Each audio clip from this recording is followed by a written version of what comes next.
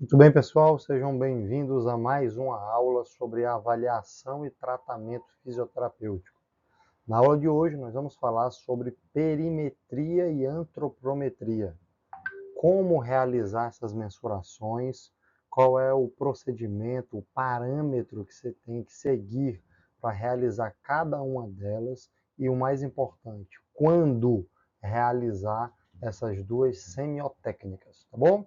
Para a aula de hoje, eu peço que vocês tirem qualquer distração daí de perto de vocês, pegue papel, caneta, anote aí os tópicos mais importantes e fique concentrado aqui nessa aula para que você consiga absorver o máximo possível desse conteúdo.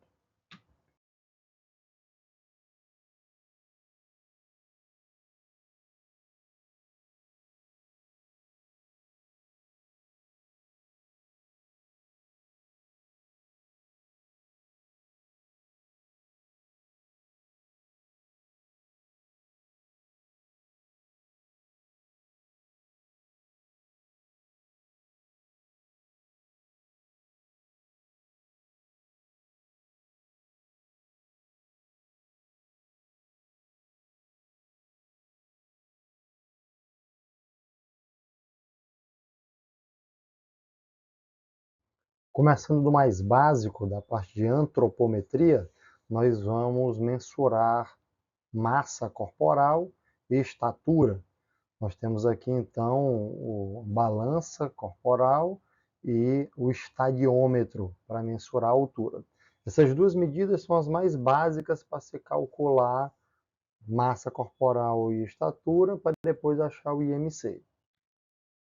Aqui é a classificação da Organização Mundial de Saúde, mundialmente mais aceita, de classificação do IMC, que é o Índice de Massa Corpórea. A massa corporal dividido pelo quadrado da estatura. Então, nós temos aqui o peso normal, de 19 a 25, arredondando.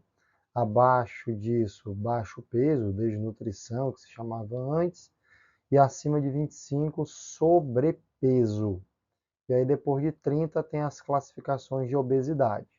Obeso grau 1, grau 2 e grau 3, também chamada de obesidade mórbida. Tá?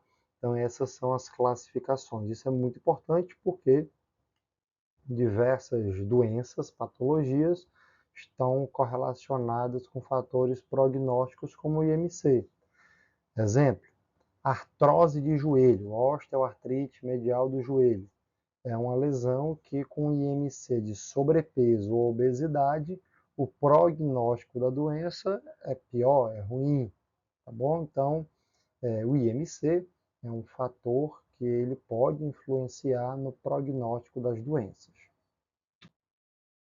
Relação entre curva de mortalidade e a classificação do IMC. Então, observem que aqui no eixo Y você tem a taxa de mortalidade e aqui no eixo X você tem o índice de massa corpórea.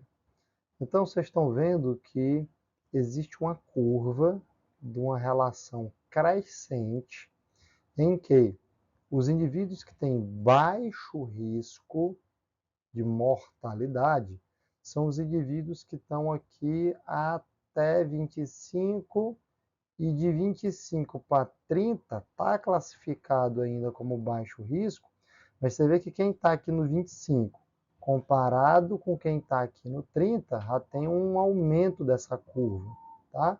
Então, quem está, de uma maneira geral, abaixo de 30, ou seja, do sobrepeso para baixo, tem baixo risco de mortalidade, e quem está nos graus de obesidade, grau 1 e grau 2, tem um risco moderado de mortalidade, e quem está no IMC acima de 40 tem alto risco de mortalidade. Portanto, quando você vai num médico, quando você vai no endocrinologista, quando você vai no nutricionista, quando você vai no fisioterapeuta, quando você vai em algum profissional de saúde, ele te orienta a redução do peso corporal para se enquadrar na faixa do IMC, isso é um fator de educação e saúde visando reduzir taxa de mortalidade.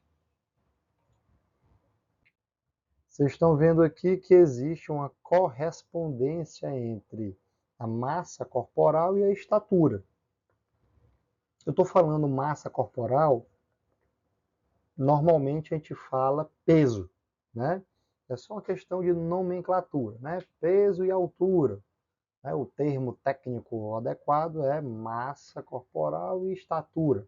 Mas se por acaso eu falar peso e altura, saibam que eu estou me referindo a essas duas grandezas físicas, tá?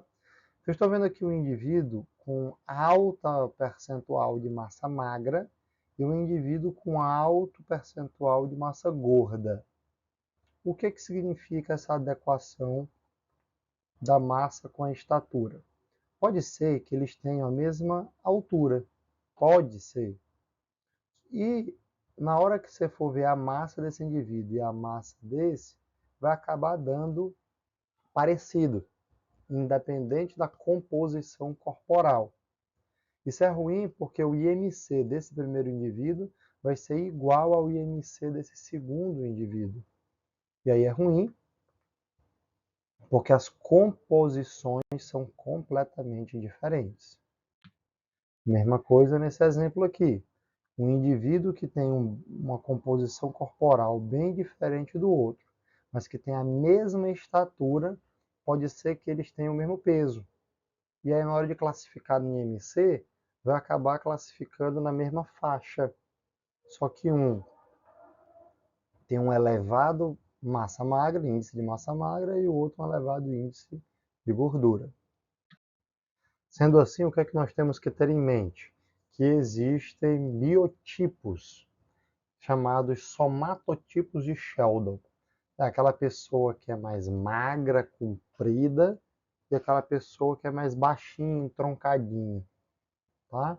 Então, esses dois extremos nós chamamos de ectomorfo, que é o longilíneo, e endomorfo, que é o brevilíneo. A melhor proporção entre massa e estatura nós chamamos de mesomorfo. É o somatotipo em que massa e altura são proporcionais. Tá? Quando a estatura sobressai a massa, a gente tem um longilíneo, ectomorfo, e quando a massa sobressai a estatura, nós temos o tipo endomorfo. Tá?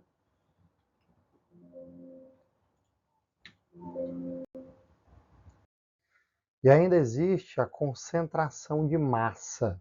Então, quando essa distribuição da massa no corpo ela obedece um padrão androide masculino, formato de maçã, essa configuração de depósito de gordura, mas no sexo masculino, ela fica concentrada mais na parte superior do tronco.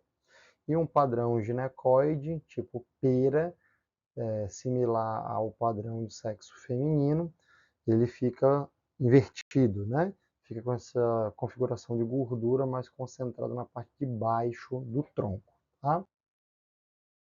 Aqui o tipo androide de gordura central masculina, é aquela barriga bem redonda, com o tronco mais largo, comparado ao padrão feminino, mais concentrado aqui nos glúteos, nos cutelos, nas laterais do quadril, tá certo? É o padrão mais de configuração ou de concentração de massa corporal. Esses modelos de composição corporal, eles podem ser divididos de várias maneiras, tá? Você tem aqui o indivíduo com um corpo completo, aí você tem uma divisão funcional, celular, molecular, atômica, e o modelo mais básico, que é que divide o corpo em dois compartimentos: gordura e tecidos livres de gordura. Então, você separa a composição corporal, sais, minerais, água, gordura, músculo, tudo. Então, você pode resumir isso basicamente em o que é tecido de gordura e o que é tecido massa livre de gordura. Tá? Em geral, o que nós temos é isso aqui, ó. molecular, água, gordura, proteína e mineral, que também é outra classificação muito comumente utilizada, tá? Existem várias maneiras de você mensurar a composição corporal. A primeira mensuração que nós vimos foi a mais simples: peso, altura e IMC. Esse é o basicão: peso, altura e IMC. Um atleta, por exemplo, ele não pode ser classificado dessa maneira, porque ele geralmente tem muito músculo, tem muita massa, e aí acaba que o IMC dele dá sobrepeso. Só que ele, pô, tá super bem na composição corporal. Então, o IMC não se aplica para tudo, tá? Para todos. Aqui, nós estamos vendo agora como mensurar a composição corporal. Do que essa massa é composta, é feita. Existe a mensuração direta, que é feita por dissecação de cadáver in vitro, e vários métodos indiretos. Pesagem subaquática, densitometria de dupla energia, que é o famoso DEXA, pletismografia aérea, ultrassom, tomografia, ressonância, perimetria e dobras cutâneas. Então, assim, tem equipamento aqui caríssimo, densitometria de dupla energia, caríssimo. Pletismografia, caro. Tomografia e ressonância, um pouco mais barato, mais caro também. Ultrassom, barato, mas difícil de fazer, tem que ter treinamento. E o mais barato de todos, mais rápido, mais prático, a perimetria e dobras cutâneas, mas tem um maior grau de imprecisão, tá? Duplamente indiretos: dobra cutânea e bioimpedância elétrica. Vamos ver cada um desses, tá? Aqui são os métodos de avaliação da composição corporal do tipo indireto. Essa aqui é uma balança de pesagem hidrostática, é a famosa avaliação subaquática, tá? Por deslocamento de volume ou densidade.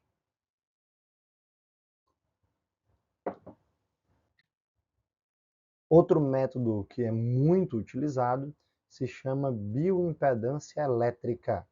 Na foto, vocês estão vendo um aparelho em que você coloca um eletrodo na mão e nos pés.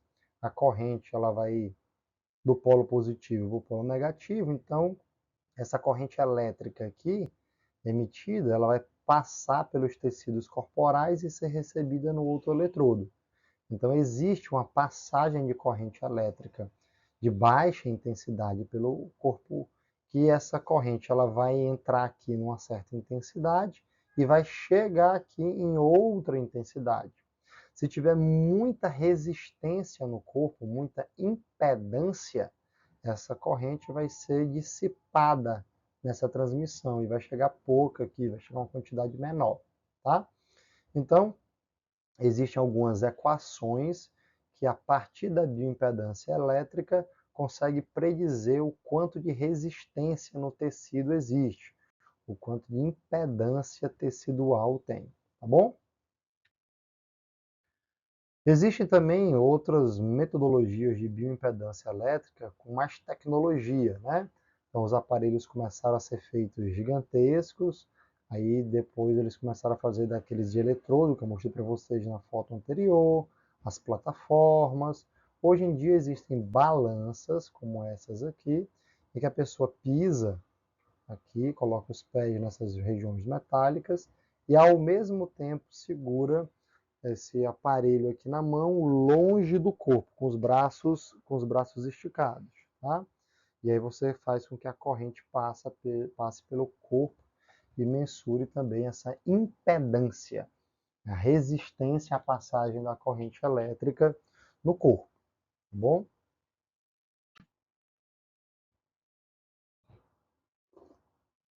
Alguns cuidados importantes que deve se ter durante essa mensuração. Basicamente são orientações. Não fazer uso de medicamento diurético. Vai perder muita água, o corpo vai estar desidratado, vai dar erro. Manter-se em jejum por pelo menos 4 horas, não ter ingerido bebidas alcoólicas, não realizar atividades físicas vigorosas nas últimas 24 horas, urinar pelo menos 30 minutos antes da mensuração, manter-se pelo menos de 5 a 10 minutos em repouso antes de efetuar a medida. Tudo isso na tentativa de manter um padrão, uma homeostase corporal, para quando você for reavaliar, ter um mesmo padrão para poder ser comparável, tá? Qualquer um desses fatores aqui que estão listados podem fazer com que a impedância corporal aumente ou diminua, não necessariamente pela sua composição, mas porque você está muito hidratado ou porque você está muito desidratado e algo do tipo. Aqui nós temos um outro aparelho chamado DEXA, que é a densitometria de dupla energia. Esse seria um dos padrões ouro para avaliar a composição corporal. Nós temos um equipamento desse aqui na Universidade Federal do Ceará, dentro do complexo hospitalar universitário, e grandes clubes de futebol têm isso também. Quer dizer, não é algo trivial, não é algo barato, né? Aqui essa notícia é de 2009, quando o Corinthians reformulou lá o centro de treinamento e comprou um aparelho desse, na época, custando R$ 250 mil. 2009, eu acredito que a gente estava na casa ali de quê? Sei lá, vou chutar aqui, R$ 2 para $1. No máximo R$ 3 para $1, não era mais do que isso. Acho que eu estava na casa de R$ 2 para $1. Então, assim, bota hoje o dólar de quase 6 e multiplica isso, mais a inflação, imagina quanto é que não custa um aparelho desse hoje. Nós temos alguns aplicativos que fazem também essa digitalização corporal. Lembrem, isso tudo aí mexe com a acurácia, mexe com a precisão da medida, tá? Barigi, Revopoint, tudo isso é uma tentativa de fazer a bioimpedância. Existe um outro aparelho, também caro, chamado pleximografia aérea, que em vez de ser o deslocamento do volume de água, faz o deslocamento de volume de ar pela composição corporal. Bem, muito raro, difícil de encontrar. E chegamos então nos métodos de avaliação baseados em fita métrica, perimetria, para conseguir fazer a antropometria, tá bom? Nós vamos mostrar aqui todos os locais, todas as medidas, e no final vou explicar para vocês quais são as mais utilizadas e quais são as medidas que nós mais devemos se concentrar na prática para poder mensurar. Então, para mensuração de pescoço, avaliar o paciente em pé, em posição ortostática, passando a fita logo abaixo da epiglote, tá? A nível ali de C3, C4, C5, nessa mensuração.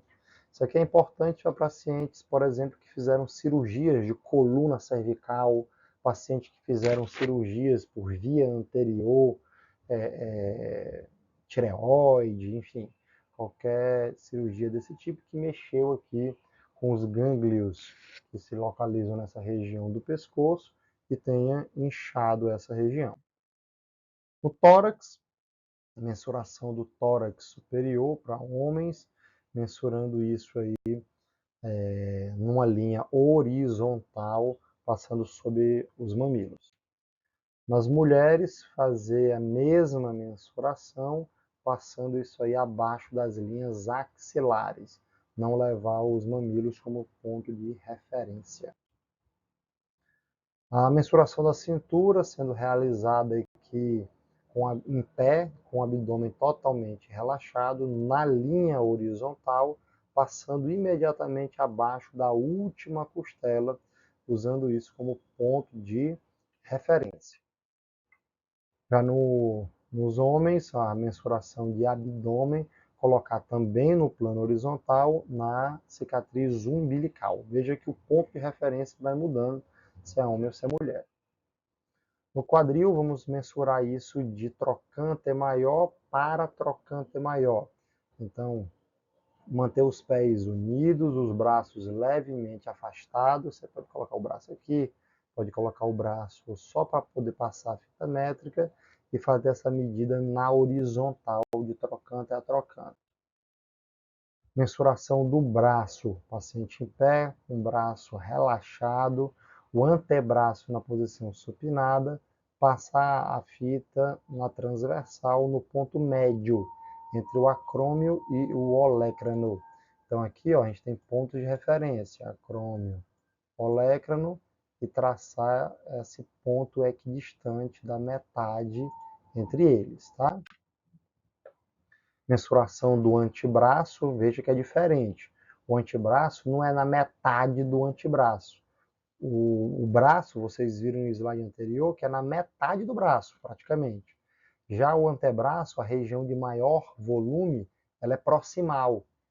No terço médio e no terço distal, praticamente são tendões. Então, o volume fica na região proximal. Então, a orientação para avaliar a antropometria, a perimetria do antebraço é com o antebraço na posição supinada, no ponto de maior circunferência. Então, você vai visualizar e vai mensurar o ponto de maior circunferência.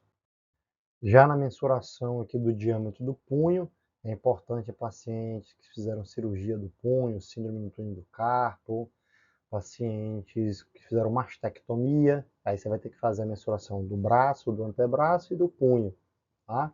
A mensuração aqui é feita com a palma da mão voltada para frente, totalmente relaxada, colocando a fita métrica ao redor do punho, passando pelo processo estiloide do rádio e da una. Então vejam que sempre tem um ponto anatômico de referência para você se guiar, para não fazer na doida da sua cabeça.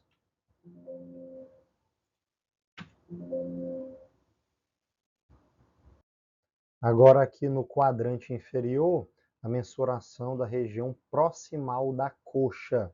Você vai utilizar a linha da prega glútea como a referência. Então, o mais importante aqui do membro inferior é você pedir para o paciente ficar em pé, com as pernas afastadas e colocar o peso do corpo na outra perna. Então, se você vai mensurar a perna direita, ele tem que descarregar o peso corporal na esquerda, tá bom? Isso é importante para que você fique com a coxa totalmente relaxada. Na região média da coxa, você vai levar como ponto de referência o bordo superior da patela e a prega inguinal ou prega glútea. E aí você vai pegar o ponto médio, né? Então, você vai mensurar aqui a referência da patela, aqui em cima. Aí você pode pegar ou a região inguinal ou a linha infraglútea. E você vai medir este ponto aqui, que é o ponto médio distante entre as duas referências, tá certo?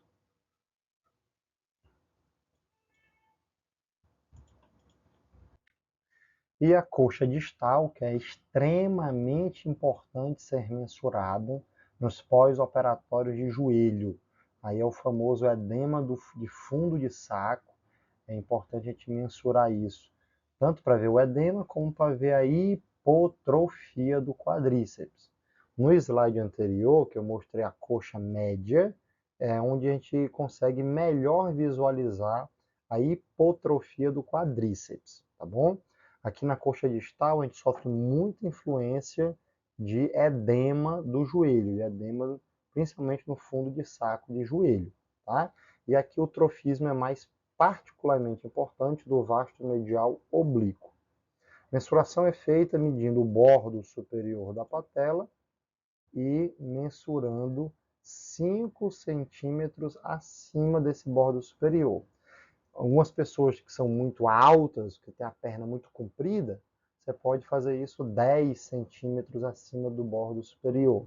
Você tem que ter um parâmetro ali de 5 ou 10 centímetros acima do bordo superior da patela para fazer esta mensuração, tá? Panturrilha. Panturrilha nós vamos mensurar na perna, basicamente no diâmetro de maior circunferência, igual o antebraço, né? O volume ele fica concentrado mais proximal, distal aqui já não tem tanto volume, então não faz tanto sentido mensurar isso distal. Nós mensuramos geralmente mais proximal, na zona de maior volume. Em algumas literaturas, vocês podem ver isso como medir a tuberosidade anterior da tíbia 10 centímetros para baixo ou 15 centímetros para baixo. Enfim, você pode ter um padrão a partir do ponto de referência da tuberosidade anterior da tíbia. Não está errado fazer dessa forma. E aqui vocês estão visualizando os pesos relativos e os diâmetros, os raios proximais dos segmentos corporais. Então, a cabeça, ela pesa geralmente 7,8% do peso total do indivíduo. O tronco, mais da metade, é 51%, metade. O braço, 2,7%, o antebraço, 1,6%, mão, 0,6%, olha a coxa, quase 10%, a perna, quase 5%. Então, você tem aqui uma distribuição mais ou menos do quanto cada um desses segmentos corporais ele pesa em relação ao todo do indivíduo, tá? Aqui vocês estão vendo um artigo que foi realizado em mulheres com linfedema, porque tiveram câncer de mama e sofreram uma cirurgia de mastectomia total, acabaram tendo que tirar todos os vasos linfáticos, gânglios, linfonodos, e uma das sequelas que isso ocasiona é a estase linfática, de retenção de líquidos, né? Então, o linfedema de membro superior, de quadrante inferior, ele é uma sequela comum nessas pacientes mastectomizadas. Então, o fisioterapeuta que trabalha na área de oncologia, na área de dermato funcional, que precisa fazer drenagem linfática ou postural desse membro, ele geralmente trabalha com esse índice para poder medir o diâmetro do punho, do antebraço, do braço, para poder ter certeza que todos esses raios estão diminuindo, principalmente de distal para proximal, para poder fazer essa redução do linfedema.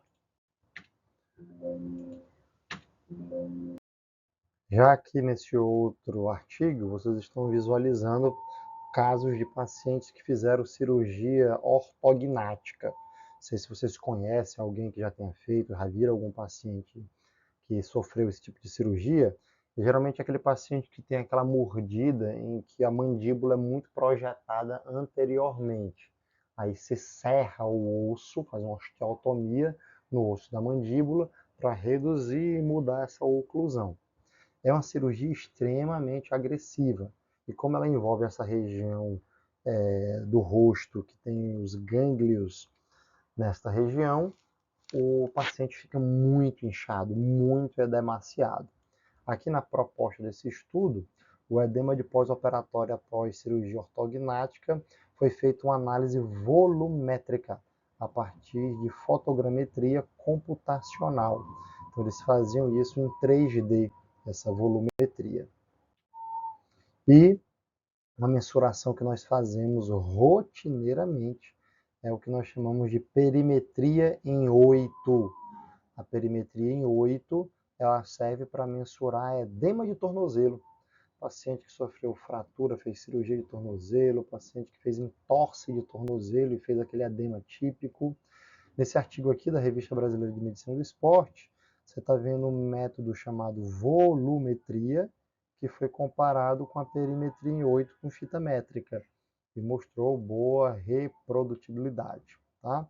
Então, nós usamos demais essa mensuração aqui, essa semiotécnica, para medir edema de tornozelo. Tá bom? Muito bem, chegamos ao final de mais um conteúdo dessa aula. Aqui nós vimos antropometria e perimetria. Em antropometria, nós vimos o IMC, o índice de massa corporal, medido pelo peso e pela altura. Vimos a classificação dele. Depois nós vimos a composição dessa massa corporal.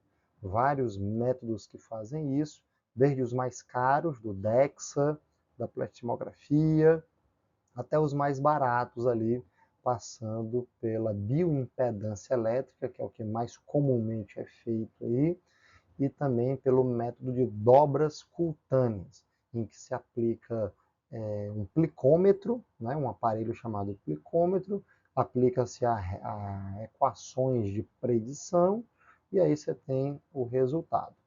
No final, a perimetria mostrou para a gente o diâmetro do corpo, dos segmentos corporais. Esses diâmetros eles servem tanto para medir edema, como servem para medir trofismo muscular. Então, quando está muito inchado, muito edemaciado, perimetria. Quando está hipotrofiado, atrofiado, hipertrofiado, perimetria. Tá? Então, é a semiotécnica que nós vamos utilizar para mensurar esta medida em específico. Tá bom? Qualquer dúvida que vocês tenham, coloca aqui nos comentários as suas dúvidas. Eu e minha equipe teremos o maior prazer de esclarecer. Até o nosso próximo assunto, nossa próxima aula. Um abraço e tchau.